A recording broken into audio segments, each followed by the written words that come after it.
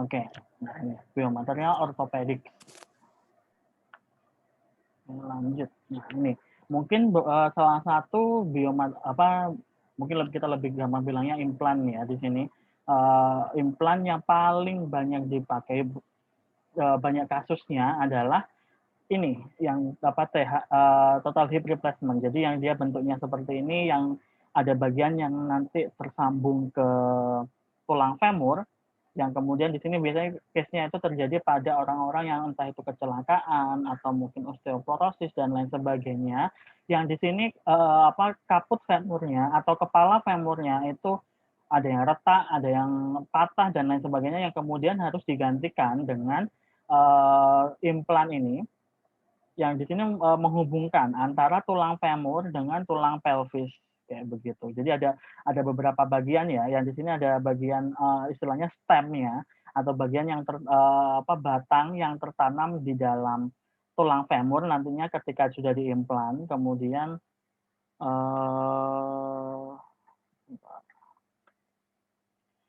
ini bagian stemnya tadi. Kemudian ada bagian lehernya.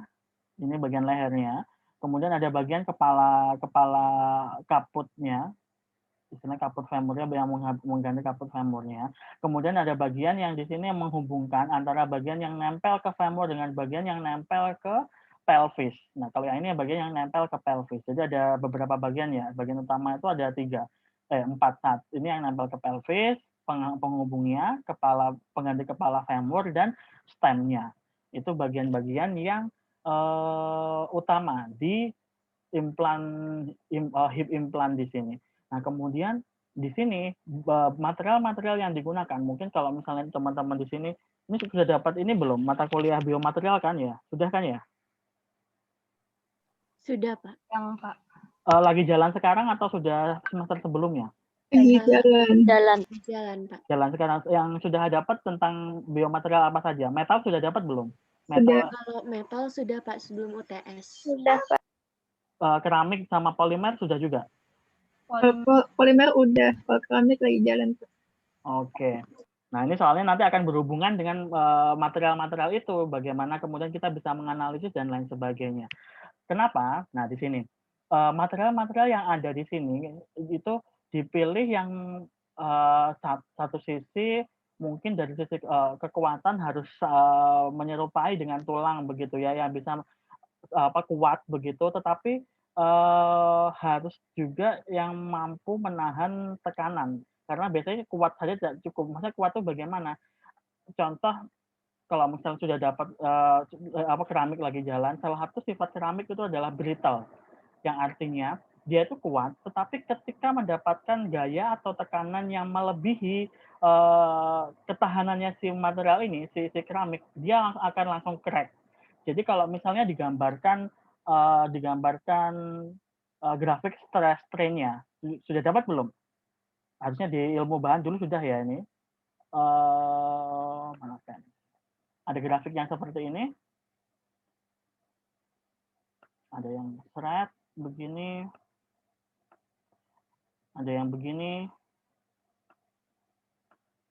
Sama ada yang ada gini. Seret.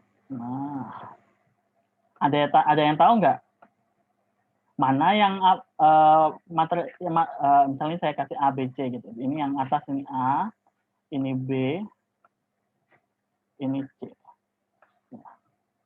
Kalau misalnya tadi kan kita nggak bicara tentang komposit terlebih dahulu ya, kita bicara yang material utama, ada metal, polimer, dan keramik.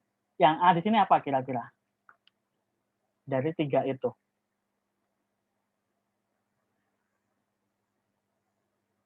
Ada yang bisa ini ngasih pendapat? Untuk yang A. Ini di sini ada ini stres. Kebalik. Di sini ya stres. Ini stres. Yang ini strain.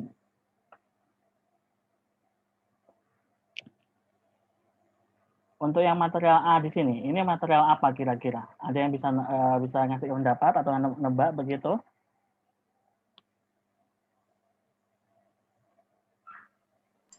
mau nebak Pak. Ya. Yang A itu keramik. Kenapa bisa bilang keramik? Soalnya keramik itu emang dia tuh kuat banget, tapi strainnya kecil. Soalnya dia nggak ada mengalami perpanjangan gitu Pak, cepat rapuh gitu. Oke, benar. Langsung kelihatan dari situ. Dia mampu menahan tekanan itu sangat tinggi, tapi dia nggak bisa mulur. Dia nggak bisa mengalami perpanjangan. Atau kalau strain itu kan rumusnya kan delta L dibagi dengan L0 ya. Jadi dia dilihat pertambahan panjangnya. Dan untuk keramik dia nggak sangat susah untuk mengalami pertambahan panjang. Jadi ketika mendapat gaya yang tinggi, kalau misalnya melebihi titik maksimumnya dia akan crack atau fraktur di situ. Ini yang keramik yang benar di sini. Kemudian kalau B, yang lain? Metal, Pak. Metal. Kenapa bisa bilang itu metal?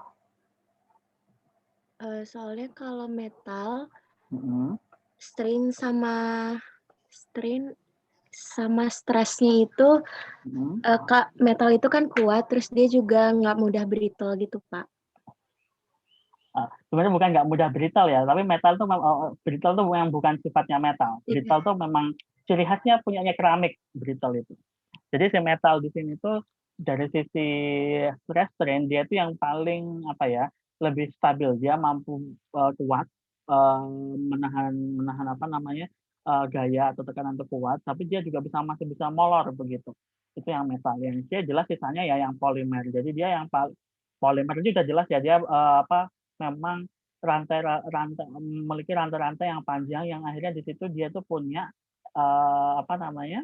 strain yang sangat tinggi gitu dibandingkan dua yang lainnya. Tetapi, nah ini ada pengecualian untuk polimer. Polimer di sini jenisnya banyak sekali, mulai dari yang kuat sampai yang gampang rusak kayak plastik resek biasa itu kan ada itu polimer semua gitu ya. Nanti tergantung yang pembedanya itu adalah rantainya, jenis rantai, jumlah rantai, sama apa lagi, sama jenisnya nanti kayak begitu yang membedakan. Nah di sini untuk di total hip replacement atau hip implant di sini yang paling banyak dipakai, sebenarnya tiga-tiganya ini di sini ada dipakai semua sebenarnya, tergantung jenisnya. Nah kemudian kalau dari zaman dulu gitu ya, yang paling gampang dibentuk dan diproses itu adalah metal. Jadi akhirnya dibuat semua materialnya di sini adalah metal. Tapi kemudian seiring berjalannya waktu ternyata metal sama metal tuh nggak baik ketika bertemu. Apa yang terjadi kalau metal ketemu metal? Kemudian dipakai terus-menerus gitu. Ada gesekan Pak, gesekannya cukup kuat. Kalau ada gesekan apa yang terjadi? Aus nanti. Keausan. Selain itu, efeknya aus ada juga Mungkin ini struktur permukaannya Pak berubah. Tadi ada aus, kemudian permukaannya berubah. Lagi terus digali lagi, ada lagi. Yang lain, ayo. Korosi, benar juga. Ayo tambah lagi. Benar itu jawabannya tadi. Ada masih yang belum kesebut Mas Ian. Kalau dibilang efek samping, tapi dia juga cukup krusial sih ini. Ada lagi, yang lain, ayo. Tadi udah ada aus, korosi, kemudian permukaannya berubah, apalagi yang terjadi ketika metal sama metal di sini bertemu dan bergesekan. Ada yang punya pendapat lain?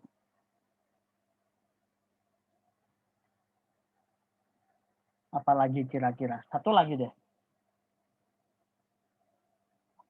Yang cowok nih, belum dengar suara yang cowok nih.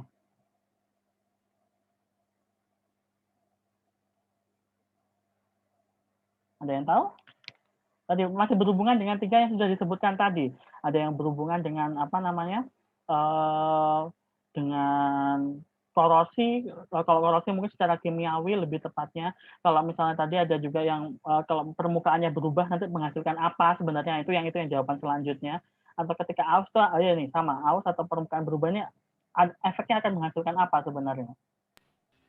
Berlubang, Pak. Berlubang. Itu tadi lebih tepat sama yang permukaannya berubah tadi. Efeknya itu apa kira-kira?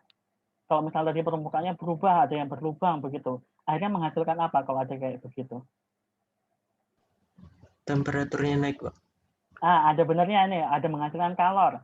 Next berarti bukan itu yang akhirnya saya inginkan jawabannya, ada tambahan lagi. Tapi benar semua tadi yang disebutkan. Ayo satu lagi. Kalau misalnya tadi ada aus, ada yang permukaannya berubah, itu menghasilkan apa sebenarnya? Tadi selain kalor tadi ya. Gesekan, Pak. Atau gimana? Efeknya gesekan menghasilkan apa kan kalau Lecet. Oke, kalau gesekan itu bisa menghasilkan kayak lecet, permukaannya tadi ada yang berlubang, ada yang permukaannya berubah gitu. Nah, efeknya setelah itu menghasilkan apa? Gara-gara ada lecet, ada yang berlubang, ada yang permukaannya berubah itu. Itu yang akhirnya itu jadi salah satu sumber yang paling berbahaya akhirnya. Ada residu gitu, Pak. Nah, itu. Debris. Kalau di sini istilahnya itu dibilangnya debris. Jadi istilahnya dia itu hasil sampingan gara-gara adanya gesekan itu yang kemudian menyebabkan failure di mana-mana. Itu yang nanti jadi permasalahan besar atau mungkin core untuk yang mendesain implan tulang seperti implan tulang implan prostesis seperti ini. Jadi di sini ya ini the effect of metalware, banyak sekali penelitian yang sudah menunjukkan bahwa metal on metal, maksudnya yang metal ketemu dengan metal. Nah, biasanya itu ada yang stainless steel, ada kalau titanium mungkin lebih kuat ya, tapi yang banyak terjadi itu yang di stainless steel itu atau yang berbasis besi lah, Fe begitu. Nah, itu menghasilkan tiny particles of debris. Jadi dia itu ada tadi karena gesekan, karena terus aus tadi itu pasti efek sampingnya menghasilkan partikel-partikel kecil yang itu dari ini tadi si implan tadi, besinya tadi, si stainless steel tadi itu yang kemudian akan memberikan damage ke soft tissue dan juga tulang. Itulah yang kemudian menjadi penyebab tertingginya kegagalan penggunaan implan seperti ini. Jadi satu sisi tadi benar ya, kalau misalnya ketika terjadi gesekan pasti ada muncul kalornya. Ketika ada kalor di situ pasti akan memberikan efek secara kimiawi ke si material-material ini. Yang kemudian efeknya adalah ketika tadi terjadi aus dan lain sebagainya, otomatis bagian yang seharusnya nempel, yang seharusnya pas, karena kena aus tadi, pasti satu, dia jadi longgar. Terus kemudian karena longgar nggak pas lagi, dia itu bisa aja mengalami dislokasi. Posisinya bisa berubah dari yang tujuan awalnya. Kalian bayangin aja kayak begini. Terus kemudian yang bagian yang penghubung antara kaput femurnya dengan bagian yang nempel di pelvis ini mengalami aus tadi itu ya, atau mungkin korosi tadi. Kalau korosi secara kimiawi begitu, itu otomatis kan dia kayak kalau bahasa Jawanya itu oglek gitu ya, dia udah nggak pas lagi, dan ketika misalnya dipakai jalan dikit aja posisinya salah, langsung kemudian ada kemungkinan dia akan patah lagi. Implannya yang patah di sini, yang otomatis harus disarjeri lagi, diambil, digantikan dengan yang baru. Atau mungkin malah karena patahnya itu menimbulkan infeksi dan lain sebagainya, yang itu sangat tidak diharapkan gitu ya dengan adanya seperti ini. Itu. Nah, di sini sebenarnya jenis ausnya atau bahasa Inggrisnya itu adalah wear, metal wear di sini ya. Itu banyak jenisnya. Tapi yang paling utama yang menyebabkan gampang ditolaknya si implan ini oleh tubuh itu adalah edge loading. Jadi yang karena wear yang disebabkan di pinggir-pinggirnya ini loh. Yang friction karena ada di tepi-tepinya, bagian tepi-tepinya ini. Itu yang paling gampang mengalami aus kayak gitu. Contoh misalnya karena pergerakannya terlalu ekstrim, kayak misalnya naik tangga, kemudian pas waktu berdiri dari posisi duduk dan lain sebagainya, yang itu memang membutuhkan kerja dari sendi.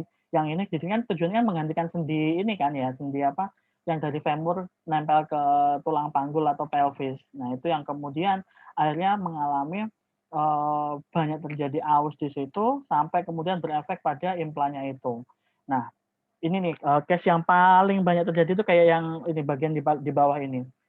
Depuy Synthes itu ini nama produk ya, Depuy itu. Depuy Synthes punyanya Johnson & Johnson. Itu merupakan salah satu perusahaan terbesar implan prostesis seperti ini yang ada di dunia. Yang kalau nggak salah sejak tahun 2000 berapa ya? 2016, setelah bertahun-tahun dirajai oleh Depuy ini, 2016 tuh tergantikan oleh Medtronic. Kalau mungkin yang di Indonesia Medtronic yang terkenal lebih ke arah ini ya apa kayak kardiologi, spine. Nah, itu sebenarnya mereka juga punya divisi bagian prostesis, implan tulang ortopedi begini itu yang cukup besar dan sempat merajai dunia kayak begitu. Nah, ini punyanya Depuy Synthes pada tahun Johnson & Johnson pada tahun 2010, mereka itu menarik kembali produk mereka dari pasaran sampai lebih dari 10.000 unit gara-gara case-case kayak begini tadi, mereka gagal, banyak kasus gagalnya yang kemudian harus membutuhkan surgery ulang. Ini apa ya, gagalnya dianggap massal gitu ya, karena kayak nggak cuma di satu tempat, produknya sudah produk tingkatnya udah worldwide gitu ya, udah dunia begitu, sehingga mereka harus tarik kembali karena mereka apa banyak laporan yang seperti ini kayak begitu. Dan ini kan ya apa ditarik kembali kayak begini, satu sisi ya pasti rugi, tapi mereka nggak ingin nanti akhirnya produknya di situ membahayakan orang pasien-pasien yang akan menggunakan produk ini, sehingga mereka berani recall atau retract begitu ya dari pasaran. Ruginya berapa ini nih kalau udah kayak gini, berapa ya biayanya untuk ininya doang itu tadi udah mahal, belum operasinya kayak begitu. Ini yang kemudian banyak sekali case-nya yang menyebabkan apa gagal tadi itu, karena apa metal ketemu metal kemudian terjadi wear tadi itu. Nah kemudian solusinya bagaimana? Nah nanti itu akan kita bahas. Akhirnya ada beberapa pengembangan yang kemudian dilakukan untuk mengatasi masalah ini. Nah, kita kembali ke ini dulu apa namanya total hip replacement-nya. Sebenarnya tujuannya apa sih di sini? Jadi tujuannya karena tadi itu sudah saya sampaikan. Jadi memang tujuannya adalah menggantikan kepala femur yang di situ mengalami apa entah itu cedera, mengalami kerusakan dan lain sebagainya, fungsinya tidak normal lagi. Terus akhirnya harus digantikan dengan sesuatu yang baru yang lebih mumpuni untuk akhirnya menahan beban tubuh, karena di sini kan ekstremitas bawah gitu ya, jadi kerjanya adalah menahan beban tubuh ketika tadi orang beraktivitas, jalan dan lain sebagainya. Nah, kalau utamanya adalah di sini restore the center of rotation of the joint. Jadi akhirnya adalah mengembalikan pusat rotasi dari sendinya, karena kan ya memang sendi yang diganti di sini ya, memang hampir semua apa implan yang begini itu yang akan kita bahas 2 minggu ini itu di sendi. Kalau ini di pinggul, nanti akan ada di lutut, di bahu, shoulder ataupun di siku kayak begitu, atau ankle nanti. Kemudian dia juga tujuannya adalah maintain mechanical access of the lower limb. Nah, ini tujuannya adalah kalau misalnya kaki kita itu punya punya aksis, itu berarti kayak sumbunya gitu ya. Sumbunya ini dipertahankan agar posisinya tetap tegak. Jangan sampai ketika akhirnya menggunakan implan terus kemudian sumbunya ini geser sehingga postur tubuh ketika berdiri itu miring gitu karena mungkin kesalahan implan yang dipakai. Apa saja yang pengaruh di sini? Nah, di sini yang pengaruh itu ada 2, yaitu adalah tadi kalau misalnya teman-teman lihat di bagian panjang dari kepala kaput femurnya, itu akan pengaruh ke tadi si postur orangnya, aksisnya seperti apa.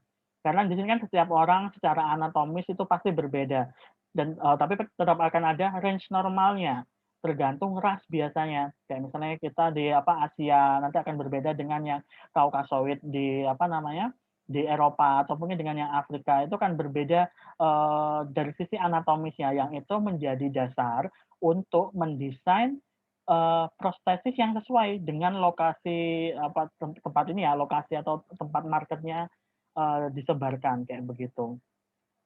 Terus kemudian tujuannya juga untuk preserve length. Jadi dia tujuannya adalah tetap mempertahankan panjang kakinya itu akan selalu sama.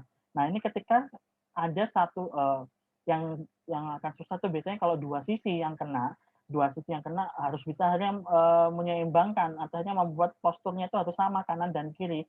Jangan sampai kemudian panjang kakinya itu kakinya panjang sebelah, atau kemudian satu tegak satu miring, seperti contoh yang ini nih. Kalau misalnya teman-teman lihat, saya ganti ke laser pointer. Nah, yang ini dilihat ini kan, yang ini pendek, yang ini kepalanya panjang, sehingga akhirnya kakinya kayak mengsele sebelah nih. Yang kaki yang kita anggap ini berarti yang kiri ya, kaki yang kiri itu agak keluar posisinya dari panggul kayak begitu. Itu yang nggak diharapkan. Kemudian yang kalau yang ini tadi panjangnya ya, kalau ini offsetnya, jadi jarak pusat antara kepala femur dengan aksis dari stemnya, itu jaraknya itu. Kalau ini tadi kan panjang dari lehernya.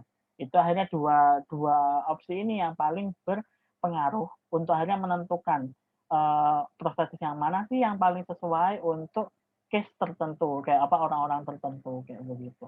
Dan ini akhirnya istilahnya planning seperti ini nanti didasarkan dari hasil X-ray-nya, X-ray orangnya sebelum akhirnya dioperasi, pastikan itu ketahuan nih satu jelas biasanya posisi lukanya, atau kalau nggak luka itu kondisi tulangnya yang masih utuh itu seberapa, kan nanti akan pengaruh. Kayak contoh nih ya, stemnya di sini untuk masuk ke dalam femur itu ada batasnya. Nanti kalau misal ternyata femurnya patah di bagian yang ujung, wah ya susah juga masang stemnya dan lain sebagainya kayak gitu. Kalau misal tulangnya patah mungkin masih bisa disambung dengan pens, tapi untuk yang bagian stem ini memang harus tertanam di dalam bagian atas dari femur. Untuk tadi kan itu kan sebagai ini ya, koneksi antara si bagian hip dengan si femur. Kalau sampai koneksinya ini nggak bagus, jangan sampai nanti tiba-tiba tulangnya pecah, kemudian implannya di sini keluar dari posisi aslinya kayak gitu. Itu yang untuk dasar desainnya. Nah, kemudian apa saja kemudian yang perlu diperhatikan selain dua tadi itu? Tadi kan kalau dua yang yang dari sisi desain adalah panjang lehernya dan juga set off-nya antara aksis dari stem dengan si kepalanya tadi itu. Nah, di sini ternyata juga ada yang berpengaruh lagi adalah perbandingan besar antara ini acetabular acetabular cup namanya, sama di bagian kepala femurnya. Ini kayak perbandingannya itu akan mempengaruhi nanti fungsinya dia. Kayak misalnya bagus mana sih kayak kepala kaput femurnya itu yang besar atau yang agak kecil aja tapi dia masih bisa melakukan pergerakan. Nah, itu ternyata ada ininya, ada pengaruhnya. Kayak misalnya ini juga miringnya dia. Jadi kayak misalnya kalau dipasang nggak kelihatan ya, harusnya dari atas kayak begini nih kelihatannya. Nah, yang ini kemiringan posisinya dia terhadap si ini tulang femur ya, kalau dilihat dari atas begitu, itu ada maksimumnya, sudutnya itu berapa yang boleh. Kayak di sini misalnya 0 sampai 20 nih, ini normalnya di situ. Femoral stemnya, sudutnya dibentuknya. Kemudian ada juga di sini ini pergerakan yang bisa dilakukan oleh si stem tadi itu, bagian bawahnya terhadap acetabular cup itu yang bisa ditoleransi itu sekitar ini plus minusnya 40 sampai 10 derajat atau 15 sampai 10 derajat. Yang ini akhirnya menentukan tadi itu, termasuk yang menentukan postur tubuhnya. Apakah kemudian kalau kemarin masih ingat yang di gait analysis itu ada ini ya, ada yang harusnya pinggul kita kalau misalnya orang berjalan itu bisa berotasi ke atas ke bawah sama kanan kiri. Nah, itu ini pengaruh dari kalau misalnya orang yang sudah digantikan dengan implan ini dipengaruhi sudut-sudut ini kayak begitu. Jadi tergantung implannya yang sesuai seperti apa. Akhirnya kembali lagi ke informasi anatomis dari si pasiennya kayak gitu. Contoh ini nih, ini kakinya ini bisa lurus begini, tapi kemudian ada yang gara-gara mungkin terlalu banyak sudutnya tadi itu terlalu besar di sini, makanya akhirnya kakinya itu lebih mengarah ke dalam. Jadi kalau misalnya berjalan kayak kakinya kayak orang yang kaki O gitu jadinya. Jadi apa posisinya masuk ke dalam. Gitu. Nah, tadi udah di ini ya. Sudah disampaikan yang beberapa yang penting. Yang termasuk di sini adalah femoral head-nya di sini. Ukuran dari femoral head itu menentukan range of motion dan stability. Jadi kayak apa namanya? Tadi femoral head-nya, bagian kepalanya dan bagian acetabular cup-nya itu, perbandingan itunya akan menentukan range of motion, itu berarti kayak seberapa besar dia mampu bergerak sama stabilitasnya dia, akan seberapa stabil dia, kayak begitu. Nah, di sini ada keterangannya sudah ya. Jadi perbandingan rasio tadi, lebih ke rasio diameter ya di sini sebenarnya. Semakin tinggi dia, semakin besar diameter, head and neck ratio akan meningkat dengan diameter femoral yang semakin besar. Oh ya benar. Karena kan di sini kalau dibandingkan lihat gambarnya ini yang di sini, kalau misalnya si femoral head-nya di sini semakin besar, otomatis kan dilihat perbandingan ini dengan si neck-nya nih, di bagian apa lehernya di sini. Kan ketika kalau misalnya ini semakin besar, dia semakin stabil. Tapi apa namanya, semakin stabil sama range of motion-nya juga semakin luas. Tapi kemudian tadi ketika kalau misalnya femoral head-nya di sini semakin besar, otomatis dia akan semakin dekat dengan tepi-tepi dari acetabular cup, yang itu akan sangat rentan dengan edge loading tadi. Salah satu wear yang sangat nggak diinginkan di sini. Kayak gitu.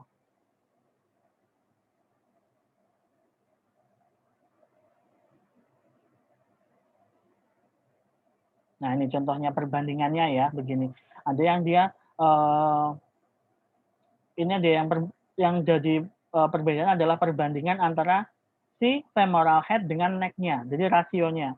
Ini kan yang besar, kemudian neck-nya segini, dia range of motion-nya tinggi sampai 150 derajat. Tapi semakin dia mengecil segini, ini berkurang lagi, ini berkurang lagi kayak begitu.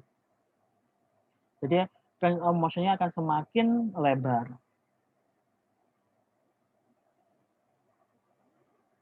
Di sini ada apa lagi?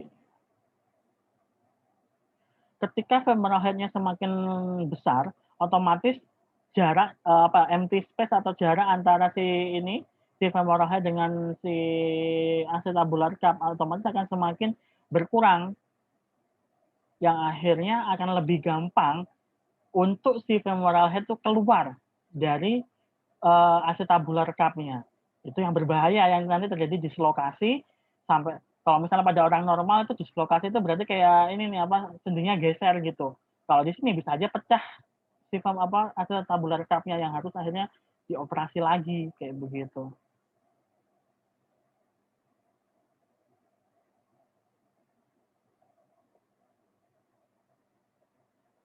Kadang kayak gini apa ya, jadi dilema begitu. Ketika femoral, yang balik ke yang sebelumnya ya, ketika femoral head-nya itu kecil, dia itu karena empty space-nya dia semakin luas, otomatis dia akan semakin gampang untuk apa ya, ada ruang geraknya itu lebih. Tapi tetap aman akan dia ada di dalam acetabular cup-nya. Tapi ketika besar seperti ini, dia rentan untuk ada wear kayak begitu. Jadi biasanya itu akhirnya diambil yang paling optimal ya di tengah-tengah akhirnya, untuk akhirnya mampu apa ya, masih bisa dipakai oleh pasiennya. Tetap diambil yang paling optimal begitu. Kemudian kalau memang akhirnya menghasilkan apa namanya stabilitas yang lebih tinggi nih, kalau misalnya punya perbandingan yang besar, kenapa ya udah buat aja yang besar semua tanpa harus buat yang kecil kayak tadi ya, apa dilema. Jadi walaupun ada yang besar seperti ini tadi, yang wear-nya itu akan semakin banyak karena tadi salah satunya adalah edge loading tadi itu yang di sini bisa menghasilkan linear wear ataupun volumetric wear. Tetap apa ya, ada plus minusnya begitu apa dari desain-desain yang ada. Oh ya, kalau misalnya ada pertanyaan langsung di-cut aja nggak masalah ya. Dan takut malah kalau terlalu ke belakang kelewat nanti.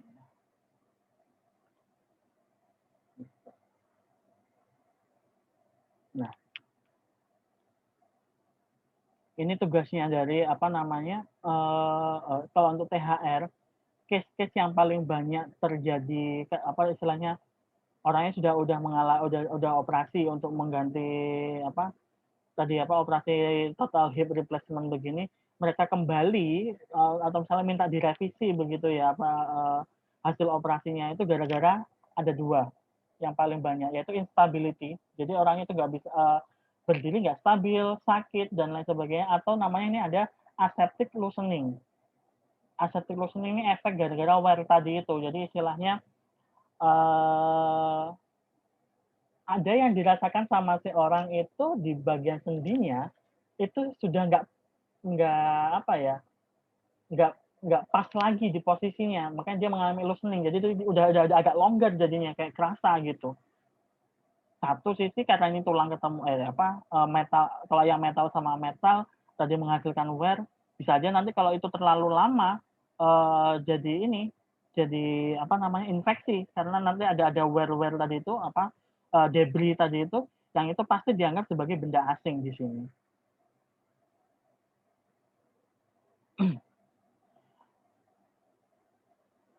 Ini kemudian penyebabnya nih kalau yang aseptic loosening, osteolisis. Di sini satu tadi itu yang sudah saya jelaskan gara-gara ada wear particle ya di sini.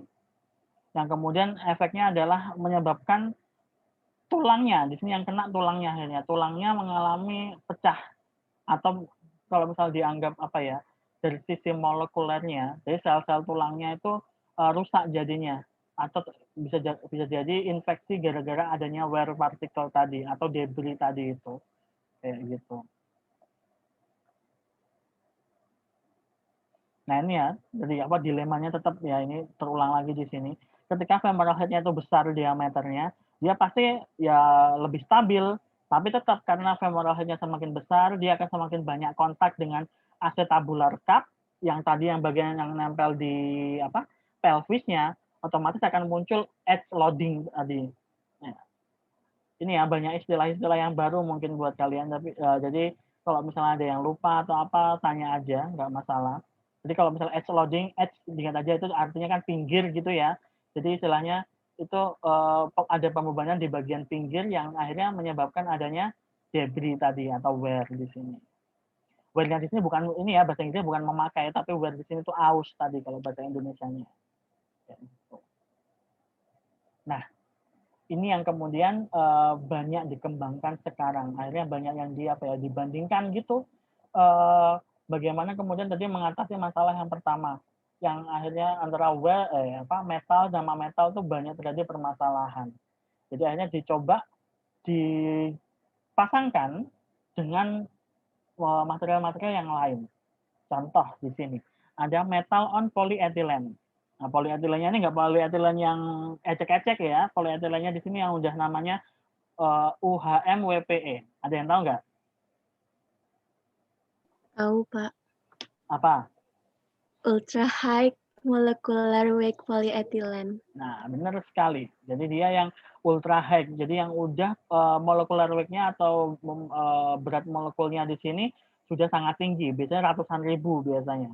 Yang itu udah pasti sangat-sangat kuat kalau dibandingkan sama polyethylene yang biasa.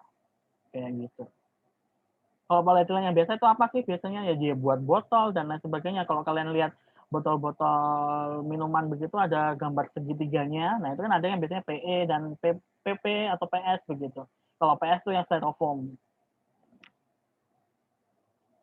Nah, ini untuk yang metal on polyethylene, advantage-nya adalah, nah di sini predictable performance. Jadi secara fungsionalnya dia itu bisa dikira-kira, oh bagusnya kira-kira kayak gimana, apa sudah ada standarnya sih biasanya di sini polyethylene-nya itu yang molecular weight-nya itu berapa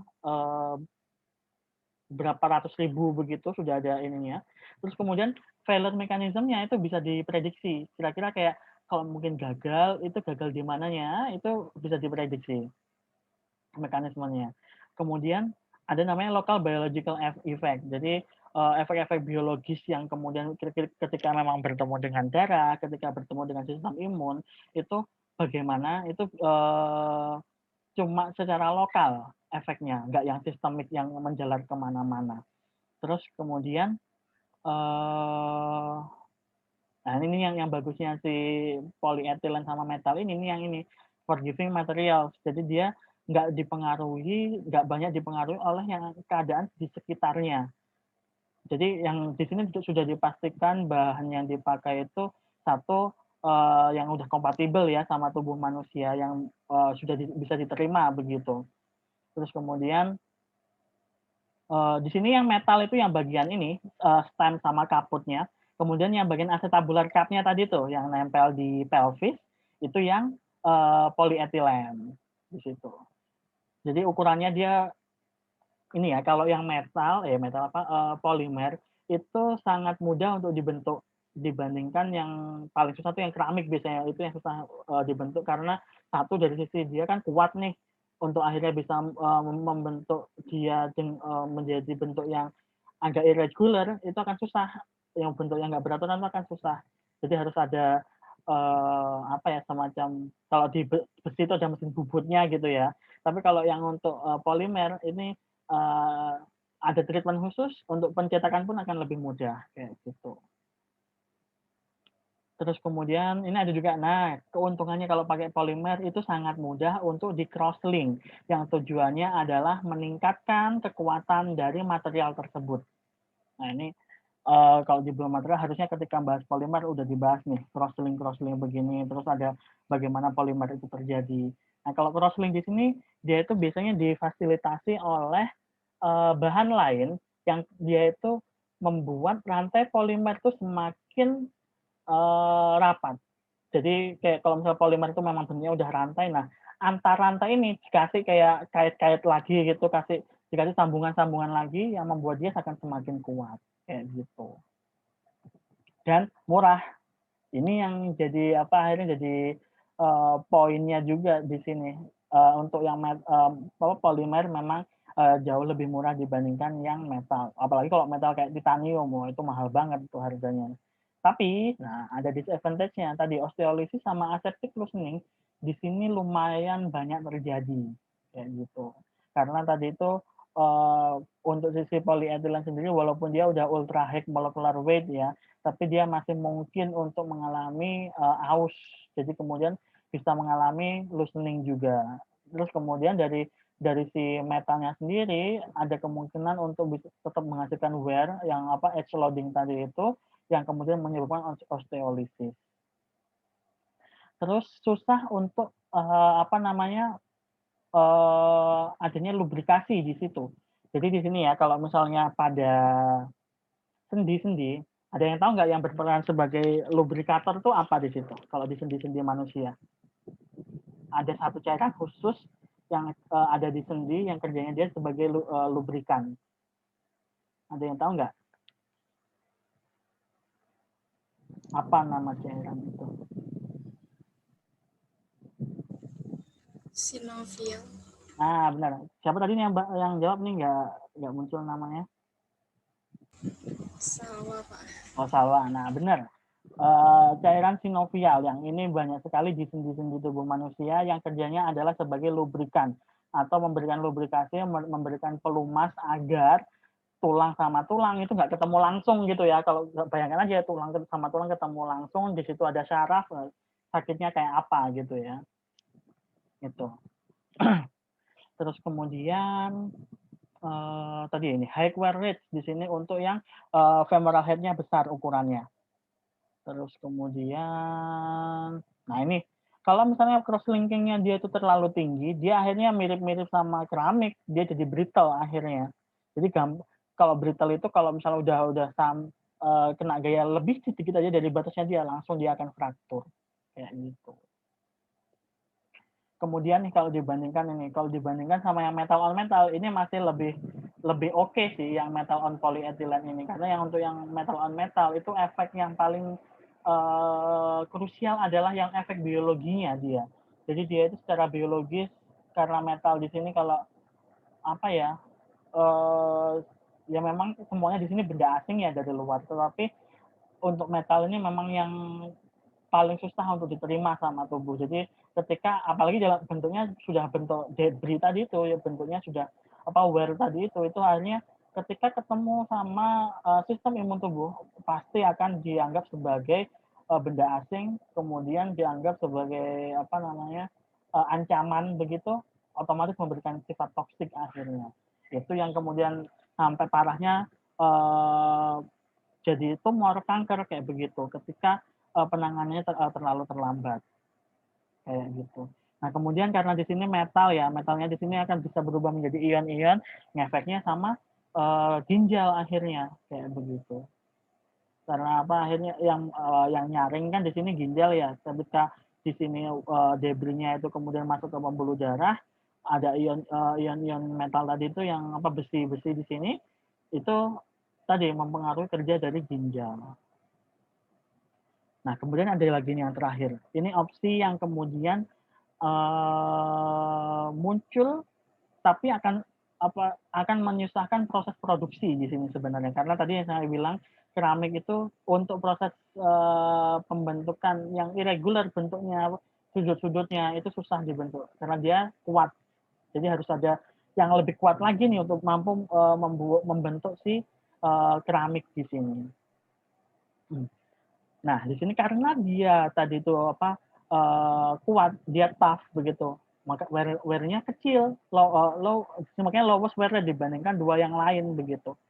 Terus kemudian dia termasuk yang biological inert. Jadi dia secara biologis dia tidak aktif, tidak reaktif begitu ya. Jadi akan menghasilkan reaksi inflamasi yang lebih rendah dibandingkan dua yang lain kayak begitu. Dan secara tadi kalau misalnya dia berubah menjadi ion-ionnya, itu nggak toksik, beda sama yang metal tadi, kayak gitu. Nah ini, kemudian disadvantage-nya apa? Tadi, dia sangat sensitif kalau tadi kena gaya atau tekanan yang melebihi kekuatan dia. Udah pasti lebih dikit aja dia langsung crack, kayak gitu. Nah ini, jenis wear-nya antara yang keramik dengan yang metal itu jenis debu yang dihasilkannya itu berbeda. Kalau yang keramik di sini lebih halus sehingga akan sangat susah untuk diambil ketika mungkin operasi kalau misalnya memang ada kegagalan dan harus diganti kayak gitu. Kalau yang metal kemungkinan masih bisa gampang diambilnya karena kalau metal biasanya debu yang terjadi itu berupa bentuk kristal spike gitu yang kemungkinan akan lebih gampang diambil dibandingkan yang keramik ini. Dia akan biasanya lebih halus jadinya dan itu akan menyusahkan ketika proses surgery kayak gitu. Nah ini sama yang agak lucu dan tapi terjadi adalah ketika memang dipakai karena tadi keramik sama keramik itu akan menimbulkan suara. Jadi kok bisa aja kayak pas orang jalan yang memang orangnya ada hip implant keramik on keramik begini, dia itu akan ada suara mendecit gitu. Mungkin di sini dibilang squeaking atau clicking kayak gitu. Jadi ada suara-suara mendecit karena adanya gesekan keramik sama keramik. Dan dia jauh lebih mahal karena proses pembuatannya lebih susah dibandingkan dua saingannya yang tadi. Kayak gitu. Jadi tetap ada plus minusnya masing-masing ya. Tetap akan ada biasanya itu jangka waktunya dia mampu digunakan tuh berapa lama, sama pasti akan ada follow up begitu ketika memang orang memakai atau mengalami sudah memakai sudah melewati total hip replacement kayak begitu. Nah untuk yang THR nih ada yang mau ditanyakan sebelum masuk ke yang ini? Mungkin ini yang sepertinya cukup menarik nih buat teman-teman yang nanti minat ke arah biomaterial begitu, karena ini benar-benar menentukan pemilihan materialnya di sini, material yang seperti apa yang paling sesuai karena tiga-tiganya di sini ada celah gitu, ada celah keuntungannya seperti apa, kerugian seperti apa, kemudian harus ketika ada kerugian bagaimana kita mengatasi biar kerugiannya itu nggak munculnya mungkin jarang-jarang atau paling nggak jangan sampai misalnya di awal penggunaan tuh muncul kayak begitu. Tapi kemudian akhirnya balik lagi ke secara finansial kemampuannya seperti apa. Apakah bisa akhirnya untuk yang misalnya yang ini yang ceramik on ceramik itu affordable untuk orang atau tidak. Nah, yang seperti itu. Sampai sini dulu. Ada yang mau ditanyakan? Belum ada, Pak. Belum. Yang lainnya? Belum ada juga, Pak. Belum. Oke. Kemudian kalau menurut ini sebelum masuk ke yang total knee replacement nih, menurut kalian apa sih perannya biomekanik kemudian ketika kita mendesain implan untuk hip implant seperti ini?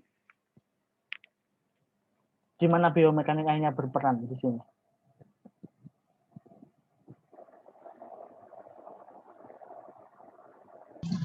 Jadi menjawab, Pak. Ya. Tadi yang sudah Bapak sebutkan sih, yang soal posisi kepalanya itu di mana gitu. Lebih ke mendesain hip replacement-nya aja sih menurut saya. Oke. Yang lain, ada lagi yang mau berpendapat kira-kira apa lagi nih di bagian manakah akhirnya biomekanik di sini akan take part gitu untuk total hip replacement ini?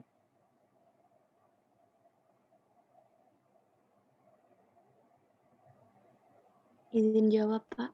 Boleh. Kalau menurut saya yang didesain femoral stem sama acetabular cup-nya biar sudut-sudutnya itu sesuai yang tadi sudah ada di PPT itu, Pak. Ya, jadi tetap yang jadi acuan adalah yang orang normal begitu ya, sehingga kalau misalnya kita mendesain balik lagi ke anatomi tiap orangnya seperti apa, dan kemudian ketika mendesain si implannya tadi juga disesuaikan dengan itu. Kemudian ini ada satu tambahan adalah ada cabang ilmu dari biomekanik, bisa dibilang gini nggak ya? Bukan cabang ilmu dari biomekanik sih, sebenarnya lebih ke mechanical engineering umum, yang itu khusus mempelajari wear tadi itu, atau aus atau friction. Namanya tribologi. Mungkin nanti teman-teman bisa coba cari. Saya tuliskan di chat, enggak ya? Ada namanya tuh, ini nama ilmunya, tribologi. Jadi ilmu yang mempelajari mengenai gesekan, aus, dan lain sebagainya.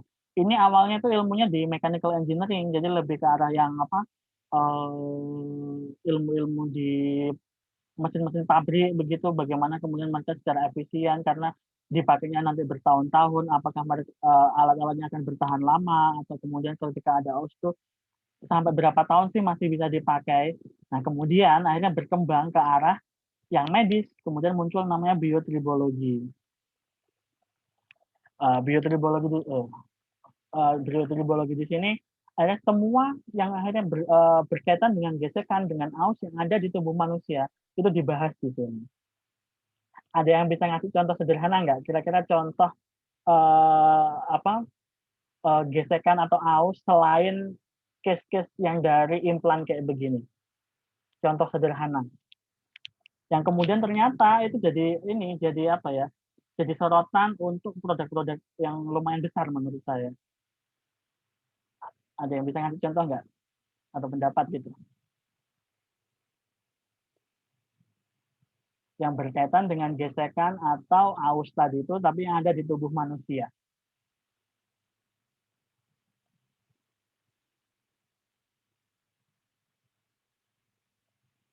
Banyak sekali contohnya sebenarnya. Ada yang bisa ini ngasih pendapat sebelum kita lanjut ke yang lutut?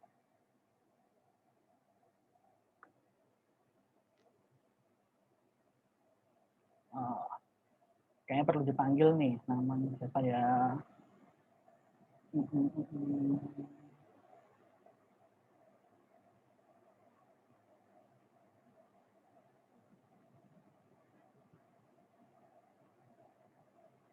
Amrul?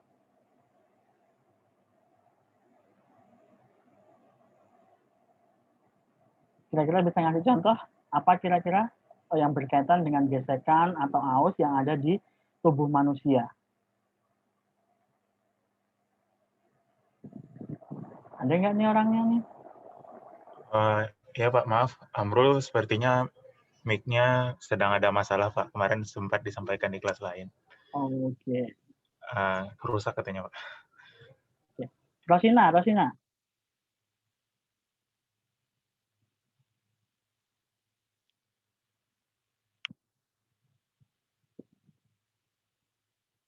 Ada nggak nih?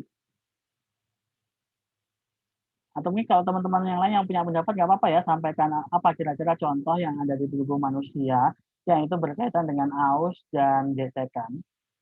Yang tadi itu mungkin yang sempat saya sebutkan itu cukup dibahas banyak oleh produk-produk besar yang ada di dunia. Jangan mikir yang terlalu ribet, sebenarnya cukup sederhana begitu.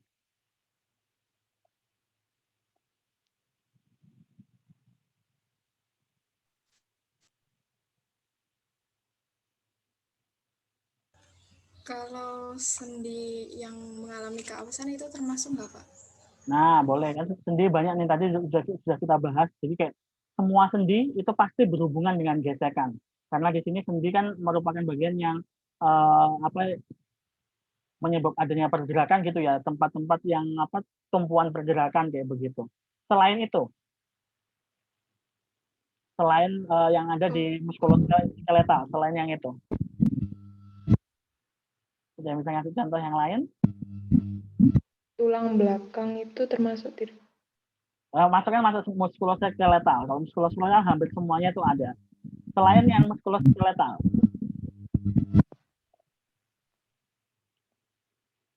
contoh sederhana.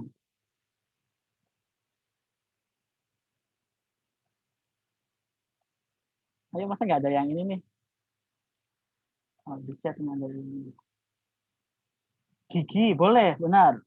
Gigi, nah ini menarik juga nih. Kalau gigi di sini adalah yang paling banyak case-nya ketika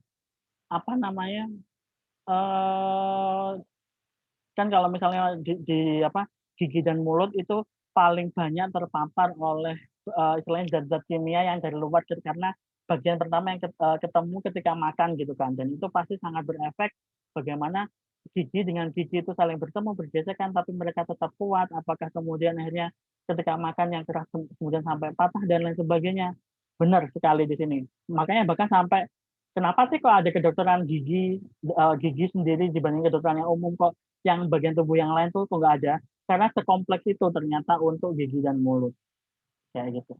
Contoh yang lain bagus nih, Dwi Meli. Kulit. Nah, sebenarnya ini yang mau saya bahas sebenarnya. Kulit di sini kalau mungkin dengan pakaian, iya. Ini untuk yang orang-orang tekstil mungkin akan diperhatikan bagaimana sih fabric yang paling nyaman untuk dipakai kayak begituan, karena kan pengaruh sama gesekannya. Tetapi yang lebih ekstrim lagi adalah ini bahkan sampai perusahaan yang besar itu saya lupa namanya. Untuk yang cowok-cowok di sini ada nggak yang pakai cukuran jenggot yang dari Philip? Pernah tahu nggak? Itu kalau di Belanda mereka bahkan tuh ada satu anak cabang khusus yang membahas mengenai bagaimana sih akhirnya bisa membuat cukuran itu senyaman mungkin dipakai seseorang yang itu memang dipengaruhi sama gesekan antara siletnya dengan kulit manusia. Bagaimana sih kalau misalnya silet itu ketemu sama kulit sama rambut, kemudian rambut yang tercukur itu potongannya kayak gimana, itu sampai diteliti begitu sama pihak Philipnya. Dan itu satu sisi cukup sederhana tapi kemudian sampai sebesar itu dipelajari sama perusahaan, karena itu sangat jadi buat mereka itu yang menjadikan mereka primadona itu gara-gara mereka melihat detail yang kayak begitu. Itu di kulit. Satu lagi nih yang pasti tadi yang berhubungan dengan kulit juga masalah rambut. Nah, di sini saya itu dulu sempat dapat tugas tentang apa di mata kuliah biotribologi itu melihat bagaimana sih efek antara gesekan bukan gesekan kayak perbedaan orang memakai shampoo, memakai conditioner, sama memakai sisir untuk di permukaan rambutnya. Nah, itu ternyata juga pengaruh, bisa dijelaskan secara apa biotribologi ataupun biomekanik kenapa akhirnya berpengaruh treatment terhadap permukaan rambut itu yang akhirnya ternyata itu beda-beda gitu antara orang yang misalnya kalau Asia atau mungkin bukan Asia gitu dan misalnya jenis rambutnya ada yang keriting, ada yang ikal dan lain sebagainya. Kayak orang yang memakai conditioner itu berarti dia akan memperhalus permukaan rambutnya kayak begitu sehingga akhirnya kalau kelihatan dari luar dia itu lebih shining karena permukaannya lebih halus kayak begitu.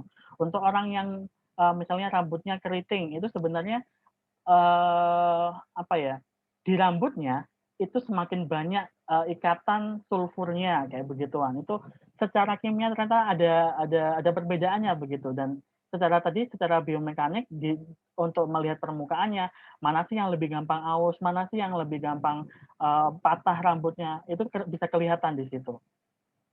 Contohnya kayak gitu. Sama satu lagi mungkin yang juga cukup banyak dibahas tadi yang berhubungan dengan gigi dan mulut adalah masalah saliva.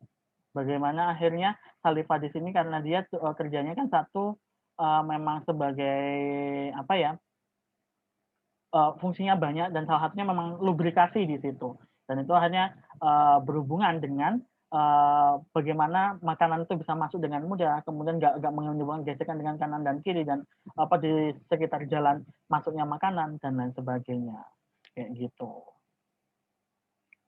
Oke, sebelum lanjut lagi ada pertanyaan?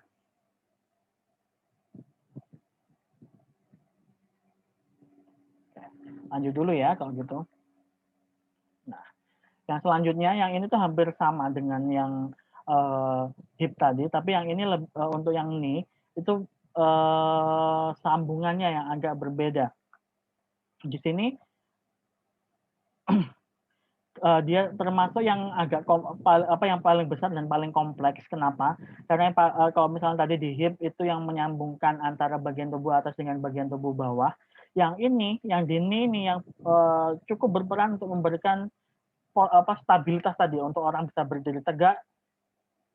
Utamanya kalau di HIP tadi kan menahan bebannya ya. Ini yang paling utama biar orang tegak. Makanya akhirnya untuk dini di sini itu ada sampai ada yang apa namanya kalau kemarin sudah sempat disebutkan ya ada namanya ACL sama PCL yang itu fungsinya sangat krusial di sana untuk bisa membuat kita berdiri, kita apa menggerakkan lutut kita dan lain sebagainya.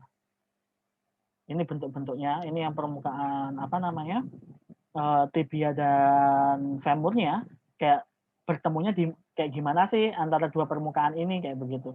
Mereka nggak ketemu langsung ya di sini karena di sini berupa sendi pasti ada apa tadi masih ada ligamennya, terus kemudian ada cairan sinovialnya pasti di situ.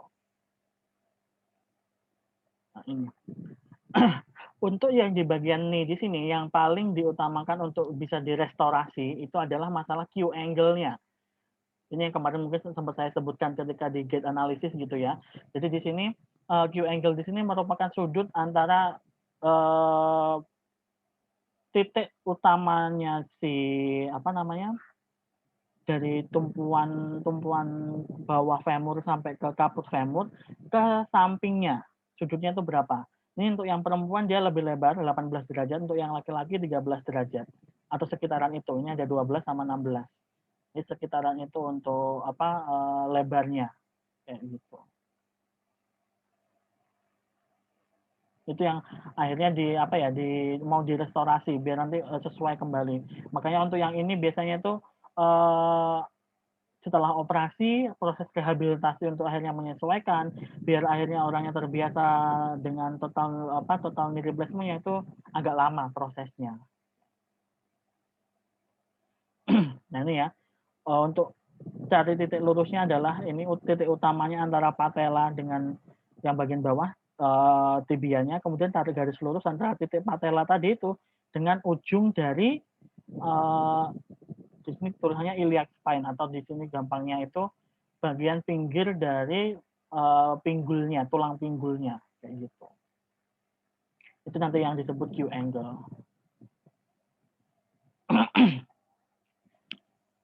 Nah, ini ACL-nya. Ini yang kalau untuk yang ACL biasanya masalahnya kalau yang seperti kemarin itu lebih ke karena robek dan lain sebagainya. Kalau ini lebih ke cara kerjanya, ya kerjanya di dalamnya begitu. Kayak apa sih untuk ACL dan PCL-nya? Tapi yang biasanya permasalahan paling banyak terjadi itu yang di ACL, yang di anterior cruciatum ligament yang bagian depan gitu. Jadi kayak ankle gini ya, untuk menggerakkan atas dan bawahnya. Jadi yang bagian yang krusial di sini biar nanti orang itu kita bisa jongkok, bisa berdiri, tegak gitu posisi antara femur dengan yang tibianya. Kalau jongkok bahkan sampai membentuk sudut kayak begitu, itu memungkinkan. Ini karena ada dua ligamen ini gitu yang mempertahankan posisinya kayak gitu. Ini masih anatominya ya. Pergerakan maksimumnya seberapa sih ke depan, ke apa fleksi ekstensinya dari knee, lutut tadi. Nah, ini bagian-bagian yang ada di di dalamnya. Di sini karena ada otot yang nempel juga di bagian patella. Jadi ada yang ke atas ke arah femur sama yang ke bawah ke arah tibia. Kalau fibula kan yang kecil ini ya. Nah, kemudian kalau desainnya seperti apa? Biasanya desainnya dari TKR ini mengikuti dari case masing-masing orangnya. Karena biasanya itu bisa macam-macam gitu ya. Kasusnya ada yang paling banyak mungkin kayak osteoporosis atau osteoartritis yang itu kenanya memang di sendi, yang itu harus diganti gitu dengan implan, itu yang harus digantikan. Dan biasanya metal, memang ada metal. Terus bagiannya itu ada dua. Mana ya yang paling gampang? Nah, ini nih paling lebih enak lihat. Ada yang ada komponen yang pertama itu yang ini yang nempel di bagian ujung dari femur, sama bagian yang nempel ke tibia tadi. Sama aja dengan yang THR ya. Kalau yang THR tadi kan yang femur sama pelvis. Yang ini benar-benar memang nempel di antara dua bagian tadi itu gitu. Ada yang bagian femur, ada yang bagian tibianya. Jadi bentuknya biasanya di sini tiap desain bisa berbeda-beda tergantung sisi anatomis dari orangnya. Tapi biasanya kalau bentuk luarnya itu sudah sama, tapi akhirnya tulang dari si pasiennya itu yang akhirnya dikikis untuk bisa menyesuaikan bentuk bagian dalam ininya. Si implannya kayak gitu.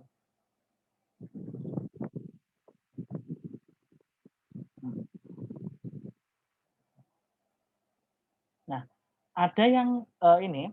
Kalau yang ini itu namanya fixed bearing. Kalau yang ini mobile bearing. Jadi dia bearing itu maksudnya yang hubungannya ini sama yang bawah. Itu ada yang masih bisa melakukan rotasi. Ini masih bisa mutar kalau ini. Bagian yang nempel di femur itu masih bisa mutar. Tapi kalau yang ini enggak. Ini pas biasanya. Jadi cuma bisa rotasi itu yang bukan rotasi, mungkin kayak ankle gitu, yang bagian atas ini gitu. Jadi kalau ini masih bisa kan untuk mengalami kayak ankle gitu berotasi bahkan sih ini itu bisa. Tapi yang bawah pun untuk mutar kanan kiri pun bisa. Tapi kalau ini tidak bisa. Makanya yang ini dinamakan fixed bearing, yang ini namanya mobile bearing kayak begitu. Jadi bedanya cuma ini. Tadi satu bisa bergeraknya itu dua macam, sama-sama rotasi kanan kiri atau atas bawah. Kalau ini cuma yang bagian atas yang bisa berotasi. Cuman dianggap rotasi juga iya, ada kayak ankle gitu ya, cuma satu arah. Nah, ini yang kemudian juga diperhatikan. Kalau misalnya dilihat yang seperti ini, nah jaraknya namanya tibial insert-nya ini yang kemudian satu sama lain biasanya dibedakan, kayak tadi mungkin satu dilihat biar tingginya kaki kanan dan kiri itu sama kayak begituan, atau mungkin melihat secara anatominya seperti apa, jadi akan disesuaikan tingginya kayak gitu. Atau bagian-bagian yang kemudian memang dihilangkan, jadi bagian mana sih yang kemudian harus dipotong dari tulangnya agar si implan tadi itu pas gitu. Jadi kalau implannya yang susah untuk menyesuaikan, jadi tulangnya memang yang harus dipotong agar pas posisinya. Tuh. Nah, yang biasanya agak susah adalah di sini mendesain yang bagian ini nih. Nah, bentuk-bentuknya ini tuh kalau tidak salah ini ya, mungkin nanti bisa dicoba minta tolong dicek. Apa namanya, bentuknya sudah menyerupai bentuk anatomi bagian bawah dari femur untuk yang bagian ini. Makanya akhirnya tadi lebih ke bagian femurnya seseorang itu di-cut agar biar pas masuk ke dalam sini. Dan biasanya ada ininya ya, ketika udah masang kayak begini tetap akan ada bolt and nut-nya, istilahnya untuk nyambungkan keduanya begitu. Kalau ini sama seperti yang tadi yang di femur untuk yang di THR itu akan masuk ke dalam tibia kalau ini, jadi stemnya gitu di sini.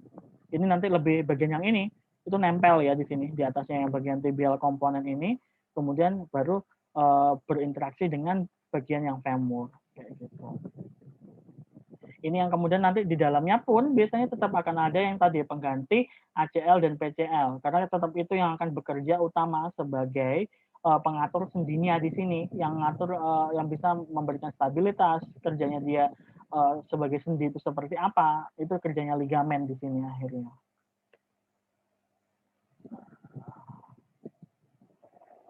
Oke, untuk yang TKR yang total knee replacement cuma itu saja. Jadi lebih apa ya, secara aplikasi keduanya untuk yang tadi yang THR sama TKR itu banyak sekali case-nya, tapi kemudian akhirnya balik ke kalau dari bentuk akan kembali ke anatomi.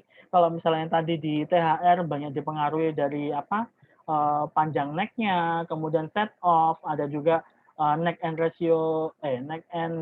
head ratio. Nah, kalau di TKR ini lebih ke tadi mungkin dari bentuknya akan secara anatomis malah tulangnya yang akan dipotong agar menyesuaikan dengan bentuk si implannya agar bisa masuk biar pas begitu. Kemudian kerja dari sendinya di sini memang akan ada pengganti dari ACL dan PCL-nya. Dan gerakannya tadi ada dua, ada yang namanya fixed bearing dan mobile bearing ini. Tapi kalau ini mungkin lebih ke secara fungsinya si ini tadi pasti tetap akan dibantu gitu ya kalau yang di sini. Jadi dibantu akan ada tambahan ACL dan PCL tadi itu, nggak mungkin cuma seperti ini saja. Kayak gitu. Nah, untuk materi THR dan TKR cuma sampai di situ saja. Sampai sini ada yang mau ditanyakan?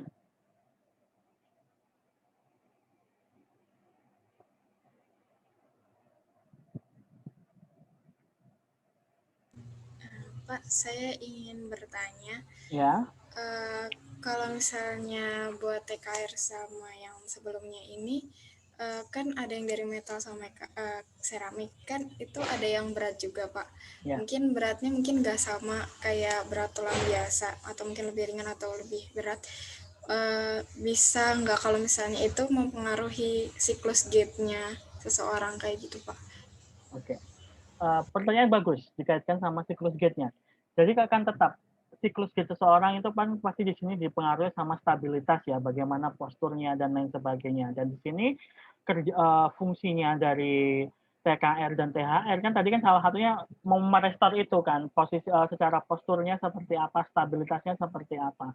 Pasti akan terpengaruh karena satu untuk orang yang memakai THR dan TKR begini pasti akan melalui proses rehabilitasi yang di situ untuk mengecek proses perkembangan atau mungkin improvement ketika melalui proses rehabilitasi itu dianalisanya pakai siklus gait, dilihat apakah siklus gait-nya sudah seperti orang normal atau tidak.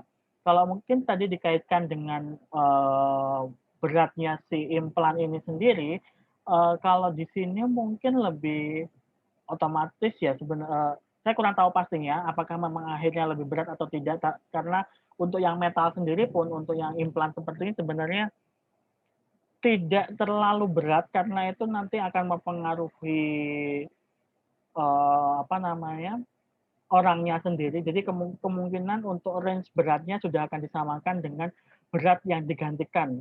Jadi istilahnya bagian tulang yang digantikan itu harusnya nggak akan jauh berbeda. Jadi istilahnya kalau dari sisi berat untuk nambah ke berat si orang tersebut itu nggak akan signifikan begitu. Jadi nantinya pun diharapkan untuk apa namanya merestore stabilitas ataupun posturnya, nggak terlalu banyak kompensasi yang dilakukan sama orang tersebut, hanya butuh tadi recovery atau membiasakan setelah mengalami operasi untuk pemasangan implan yang TKR dan THR ini kayak begitu. Akan berbeda sih memang dari gate-nya nantinya itu. Kayak orang belajar jalan lagi akhirnya untuk membiasakan. Kan ya nggak boleh kayak misalnya udah memakai yang seperti ini ya, kayak otomatis sudah nggak boleh aktivitas fisik terlalu berat, terus kemudian membawa beban yang terlalu berat, karena nanti itu efek penambahan beban yang terjadi pada tubuh pasien tersebut, efeknya kembali lagi ke implan-implan ini tadi. Secara fungsionalnya dia otomatis akan semakin berat beban tubuh, bebannya di knee ataupun di hip akan semakin besar, dan dia akan menyebabkan semakin banyak tekanan terhadap implan itu, dan tadi karena ada beberapa bagian ya, bagian-bagian tersebut akan semakin sering bergesekan akhirnya, yang kemudian yang nggak kita harapkan timbul wear dan lain sebagainya tadi itu.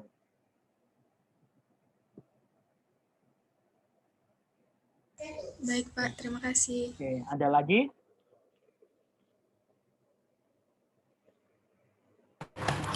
Pak, izin bertanya Pak. Ya. Pada akhirnya kan total knee replacement sama total hip replacement itu kan masih tetap ada limitasinya ya Pak ya. Ya. Nah itu kira-kira apa aja ya Pak ya? Kan mungkin dari segi beban yang harus di beban maksimal atau yang lainnya gitu Pak.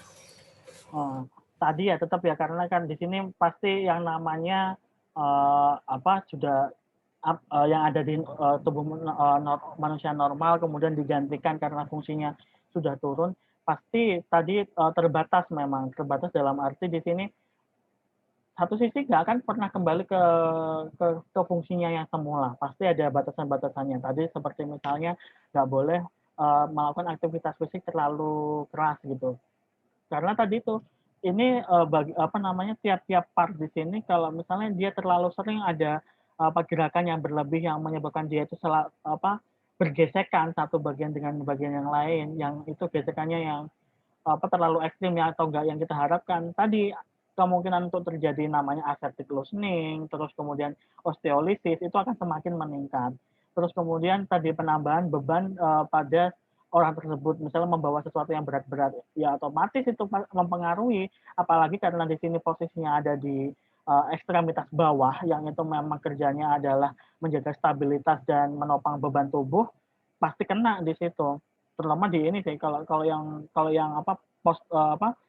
postur tadi mungkin lebih di knee, tapi kalau mungkin beban lebih di hip tadi itu. Bisa aja nanti kemudian terjadi mungkin dari implannya ini kuat nih, tapi kemudian karena bebannya ditopangnya terlalu tinggi, yang rusak adalah memang tulangnya sendiri, akhirnya pecah lagi gitu. Yang kemudian kalau misalnya sampai pecah, posisi stem yang masuk ke dalam femur tuh femurnya pecah gitu, udah nggak bisa dipasang lagi akhirnya stemnya, harus femurnya dibenerin dulu sampai dia mampu untuk menahan anggapannya menahan beban ini ya, beban tubuh sama ketika dimasuki sama stem dari THR itu harus benar dulu, baru kemudian hip implant nanti bisa dipakai kayak gitu. Sama sebenarnya kalau yang selain itu mungkin limitasinya yang utama lebih fisik tadi sih, yang aktivitas fisik itu untuk menghindari biar tidak banyak terjadi aus atau menimbulkan debris-debris yang nggak diinginkan. Karena ketika muncul itu pasti apa istilahnya lifetime dari si implannya itu akan berkurang. Dan kan nggak diharapkan ya siapa sih yang mau istilahnya sudah operasi sekali dengan harga semahal itu kemudian harus operasi lagi karena terjadi infeksi dan lain sebagainya. Tadi kalau misalnya contoh yang metal sama metal, efeknya sampai bisa kanker itu, sampai bisa menimbulkan apa tumor kemudian berkembang menjadi kanker. Kan nggak diharapkan yang kayak begitu. Dari range of motion-nya itu apakah juga terkena limitasi, Pak? Kalau itu kembali ke desainnya. Tadi kan sudah disebutkan kalau misalnya untuk range of motion, misalnya contoh yang di hip. Tadi yang di hip yang sangat berpengaruh adalah head and neck ratio tadi kan. Itu ketika perbandingannya head and neck-nya itu besar, otomatis range of motion-nya besar. Tapi kemudian efek lainnya apa? Dia akan semakin mudah untuk mengalami edge loading yang kemudian akan semakin banyak menghasilkan wear. Kayak begitu. Tetap akan ada plus minusnya. Makanya tadi banyak sekali macam-macamnya desain. Tinggal kayak gitu biasanya preference dari dokternya ya, yang memilih hanya mau pakai yang mana. Kalau misalnya untuk yang knee, tadi tergantung jenis bearingnya seperti apa. Apakah mau yang fixed bearing atau yang mobile bearing. Kalau yang mobile bearing tadi kan masih bisa mutar kanan kiri. Kalau yang fixed bearing tadi cuma bisa yang ke posisi geraknya cuma ke atas ke bawah kayak begitu. Oh, baik Pak, terima kasih Pak. Oke. Ada lagi?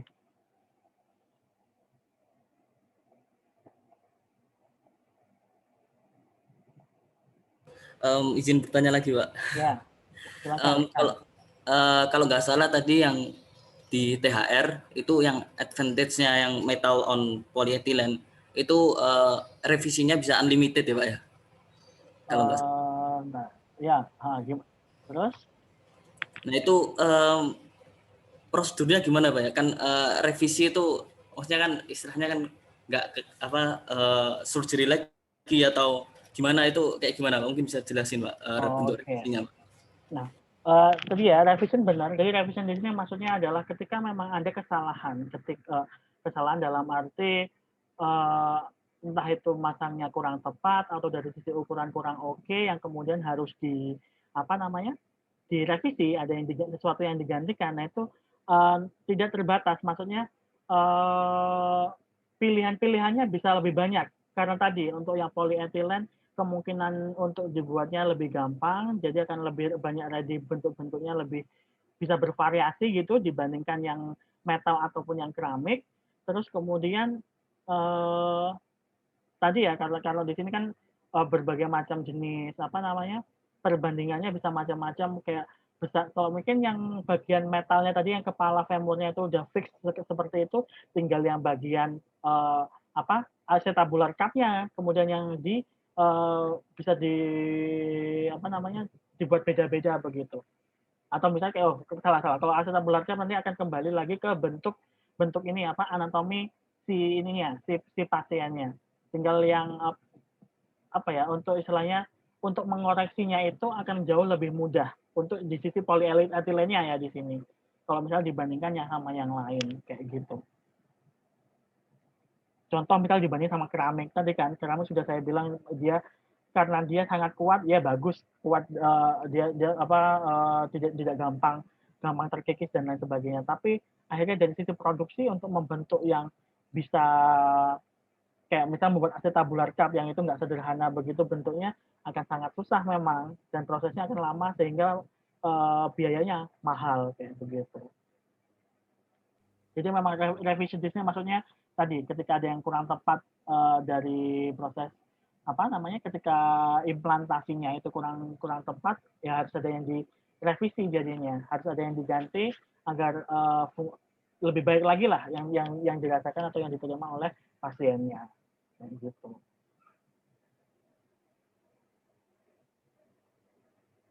Sama ini nih kalau misal di sini mungkin salah satu disadvantage-nya ya di sini ya. Lebih gampang di sini ya, malalignment, jadi kayak posisi atau lokasinya bisa saja nggak yang sesuai tadi itu. Mungkin kayak gini bisa disebabkan karena satu bahan polyethylene di sini nggak sekuat misalnya yang dibandingkan sama yang keramik Jadi di sini akan lebih mudah untuk mengalami malalignment di sini. Mungkin kayak gitu juga yang akhirnya menyebabkan harus direvisi. Gitu. Tapi untuk proses revisinya mungkin akan lebih mudah dibandingkan yang lain. Baik Pak, terima kasih Pak. Oke. Salam. Ada lagi?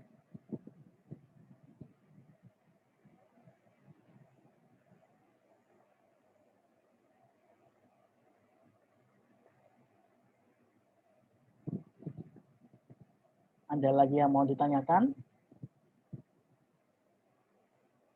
Kita masih ada berapa menit nih? Masih ada 15 menit.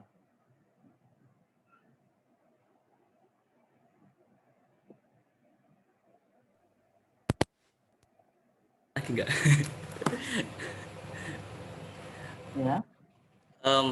Untuk proses desainnya itu kayak gimana Pak? Kan dari tadi kan dijelaskan kalau dari X-ray pasien ya. Nah itu kan X-ray pasien kan bentuknya itu kayak gimana kok bisa apa namanya bisa menentukan bentuk implannya gitu.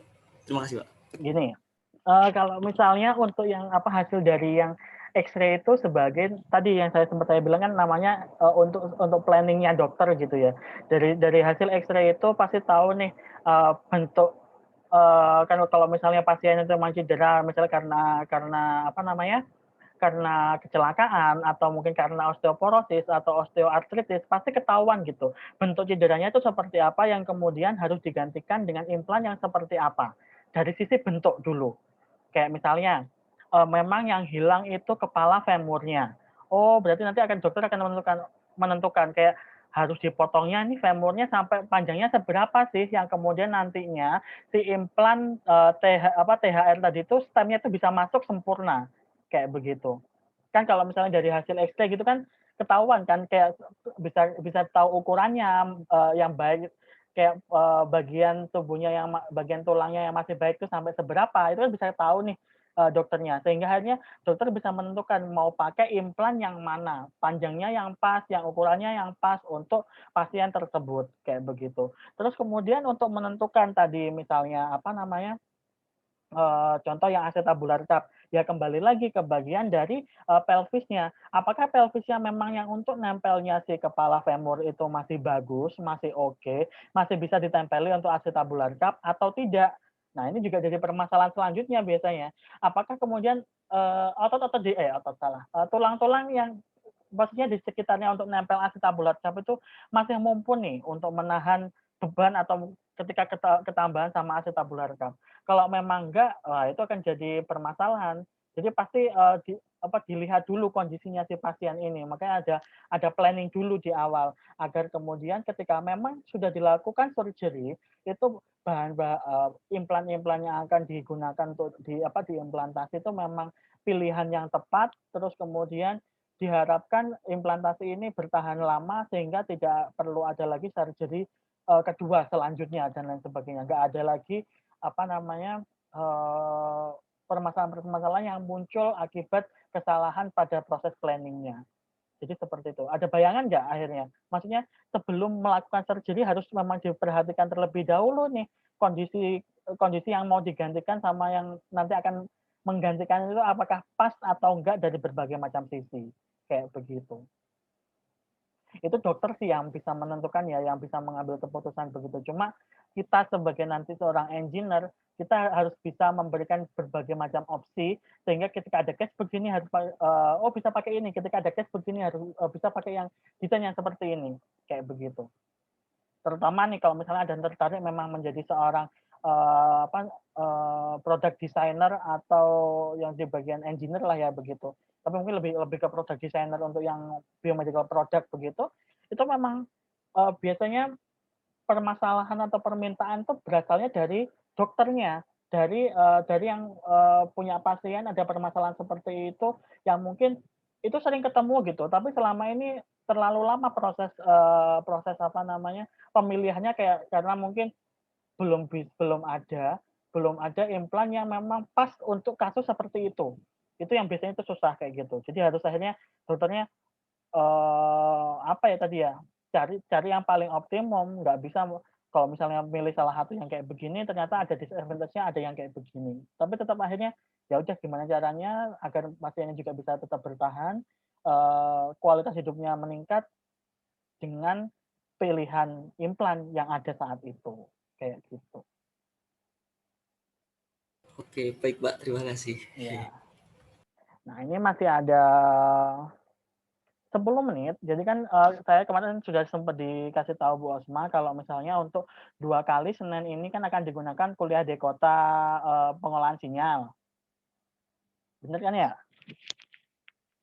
Bener, Pak. Jadi nanti untuk 2 minggu ke depan, 2 minggu setelah yang kuliah di kota itu, 2 kali Senin itu akan full biomekanik, dan di situ akan kita pakai untuk presentasi yang group assignment kemarin. Nah, ini project pertamanya yang nanti harus tetap semua kelompok membuat ya. Nanti kemudian yang presentasi akan ditunjuk waktu hari H itu.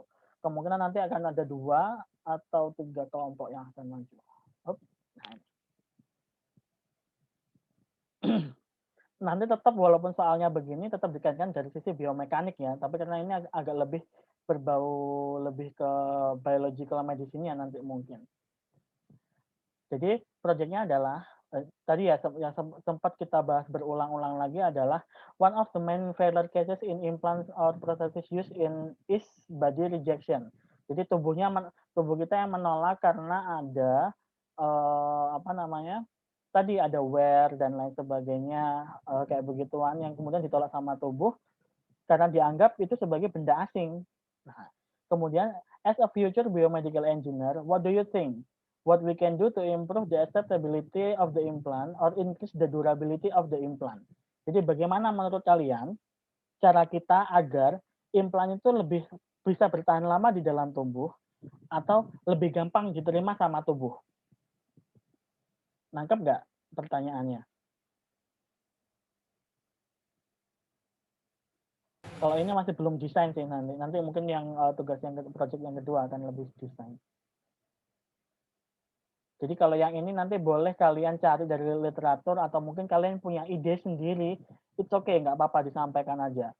Jadi di sini you can use some references related to the current state of this condition, or you can propose a new technique to tackle this problem. Jadi boleh kalian memang mencari dari literatur kira-kira bagaimana sih agar kemudian implan itu lebih gampang diterima sama tubuh atau bisa lebih lama sih posisinya dia di dalam tubuh, atau kalian bisa propose ide baru kira-kira bisa mungkin kayak begini Pak untuk akhirnya si implan itu bisa bertahan lebih lama di dalam tubuh kayak gitu. Kemudian nanti akan ada presentasi singkat, jadi jangan panjang-panjang ya presentasinya, kayak kemarin aja core-nya itu ada 3 pokoknya. Permasalahannya seperti apa, terus kemudian penyelesaiannya kira-kira harus bagaimana, sama solusi yang kalian tawarkan. Jadi bedanya antara penyelesaian sama solusi di sini mungkin kalau penyelesaian mungkin bisa dibahas secara umum Mas Yan, tapi kalau solusi benar-benar udah spesifik apa yang mau kalian angkat di sini. Kayak gitu. Satu kelompok dengan kelompok lain bisa aja sangat berbeda, nggak masalah. Itu malah yang saya harapkan begitu. Jadi akan lebih banyak ide yang muncul dari diskusi-diskusi yang ada kayak gitu. Untuk pengumpulannya tetap dikumpulkan pertemuan selanjutnya hari Kamis depan, itu presentasi singkatnya dan juga resumennya untuk tiap kelompok. Nanti akan saya buat assignment-nya, pengumpulannya per kelompok. Jadi satu kelompok mungkin 1 orang aja yang upload akan cukup. Terus kemudian ini ya, kalau misalnya memang satu kelompok itu kan cukup banyak ya 7 atau 6 orang. Saya harap semua berperan aktif di situ. Jadi kalau memang ada yang istilahnya nggak nyumbang ide sama sekali, ya tolong dilaporkan yang kayak gitu ya.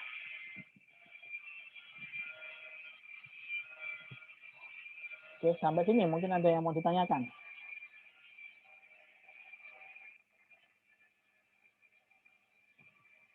Izin bertanya Pak. Ya. Apakah ini harus dari sisi biomekanik ya Pak? Misal kan kalau rejection dari implan kan bisa pakai itu ya coating atau semacamnya, dan itu kan menurut saya dari sisi biomaterial itu apakah diperbolehkan Pak? boleh aja sebenarnya kalau misalnya kayak misalnya ini udah muncul satu nih idenya nih, misalnya kayak gitu, dan kamu bahas secara biomekanik bisa. Jangan lupa tadi coating itu termasuk salah satu lubrikan. Lubrikan masuk biotribologi. Tribologi bisa berhubung ke biomekanik. Oh iya. Paham Pak, paham. Siap. Nah, kayak gitu. Jadi jangan jangan terlalu terpaku sama ininya ya, sama case-nya di situ, tapi itu akan bisa luas, idenya bisa kemana-mana sebenarnya, macam-macam di situ. Saya nggak akan membatasi kayak harus kalau misalnya ada yang pakai lebih ke arah biologi, ke arah kimia, itu oke, nggak apa-apa kalau buat saya. Yang penting tadi itu tetap goalnya agar si implan itu bisa lebih durable sama lebih mudah diterima di tubuh manusia kayak gitu. Ada lagi? Tapi minta tolong nanti kalau misalnya kayak coating tadi itu, minta tolong yang spesifik ya, sekalian kayak coatingnya apa begitu, atau mungkin bisa menyebutkan bahannya, materialnya apa, itu akan lebih bagus.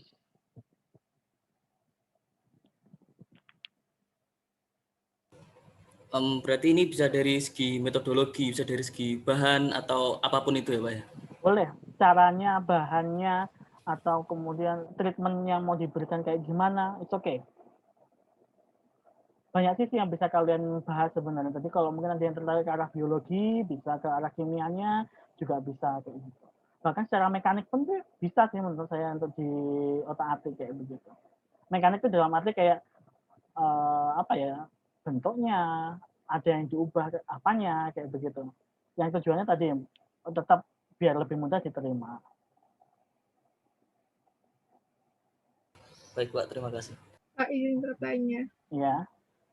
Mengenai pengumpulannya Pak, berarti ini presentasinya dilakukan waktu jam yang 2 SKS berarti Pak, atau yang 1 SKS?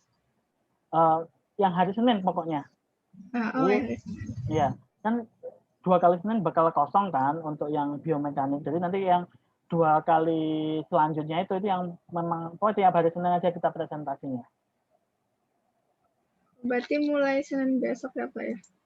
Senin besok kan masih ini di kota. Oh, saya pikir di kota tanggal 30 Pak. Senin besok tanggal berapa sih? 23. Oh belum berarti ya? Iya. Oh ya berarti Senin besok kalau gitu. Terus untuk PPT-nya apakah dikumpulkan ada waktunya gitu atau sebelum kelas? Sebelum kelas ya, sebelum mulai presentasi sudah harus dikumpulkan dengan resumnya. Resumnya jangan nggak usah panjang-panjang, tapi tetap harus bisa menjawab tadi itu. Pertanyaannya harus terjawab gitu. Sama jangan lupa referensi yang digunakan apa harus dicantumkan. Untuk buat dapus gitu, daftar pustaka. Baik Pak, terima kasih Pak. Ada lagi?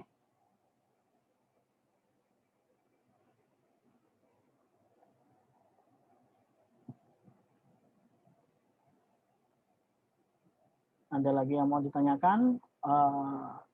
2 menit lagi.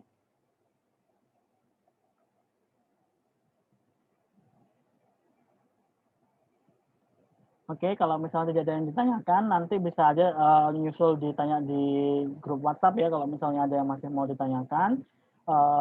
Segera mungkin tadi nanti diskusi dengan kelompoknya, bagaimana untuk menjawab ini, karena ternyata Senin depan masih bisa untuk dilakukan. Jadi kita mungkin akan punya 2 presentasi nanti, semoga cukup waktunya. Oke, kalau begitu sekian untuk hari ini. Terima kasih, tetap jaga kesehatan. Wassalamualaikum warahmatullahi wabarakatuh. Selamat pagi. Waalaikumsalam warahmatullahi wabarakatuh. Terima kasih Pak. Waalaikumsalam warahmatullahi wabarakatuh. Terima kasih Pak. Sama-sama.